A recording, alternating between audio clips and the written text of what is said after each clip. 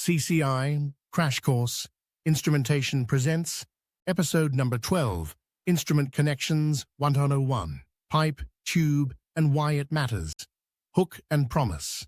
If you have ever chased a tiny leak or a noisy transmitter signal, you already know this truth. Connections either make your day or ruin it. Today we kick off a practical mini-series on instrument piping and wiring, aimed at making you confident with real-world connections.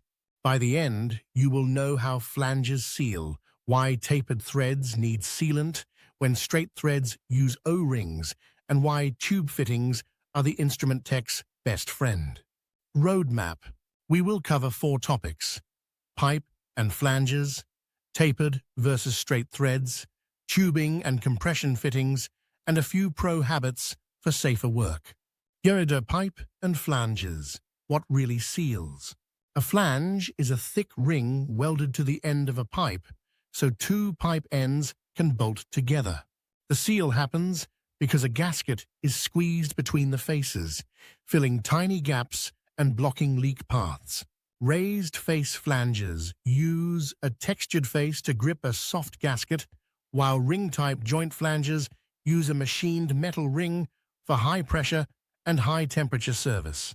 Tighten bolts in a cross pattern and in stages so the gasket loads evenly and the flange does not warp. Safety habit you will keep forever. When breaking a flange, loosen bolts on the side farthest from you first, so any trapped pressure vents away from your body. Threads that seal and threads that do not. Tapered pipe threads such as NPT or BSPT seal by wedging as you tighten, but the spiral path between the threads needs sealant to plug micro gaps and to lubricate the joint. Use a compatible paste or tape for the process fluid and temperature. Apply it on the male threads, keep the first thread clean, and never mix thread systems. Straight threads, such as SAE or BSPPP, do not seal on the threads. They seal with an O-ring compressed against a flat shoulder or a chamfer. Adapters exist for most combinations, but each extra joint adds a potential leak, so choose the fewest parts that safely accomplish the job. Do not force a connection that almost fits. Cross-threading can create a hidden crack that fails later under pressure. And tubing and compression fittings. Instrument tech essentials. Instrument impulse lines are usually tubing, not threaded pipe, because thin walls keep internal volumes small, so transmitters respond faster.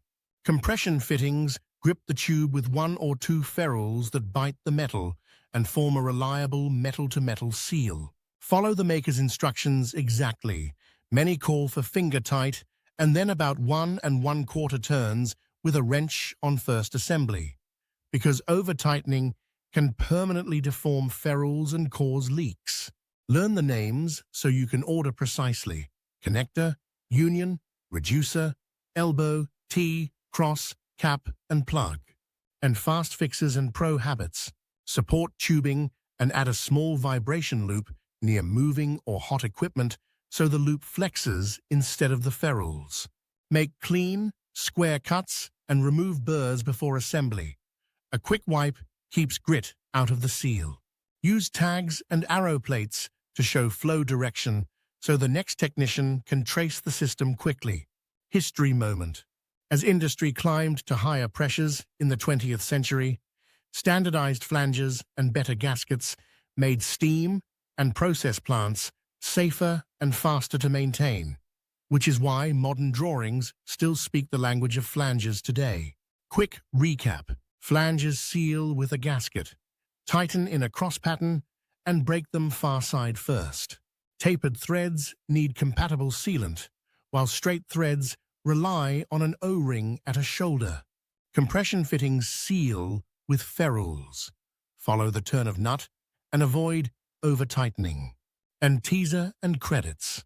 Next time we compare raised face to ring-type joint flanges and explain how blinds and spectacle blinds provide unmistakable isolation during maintenance.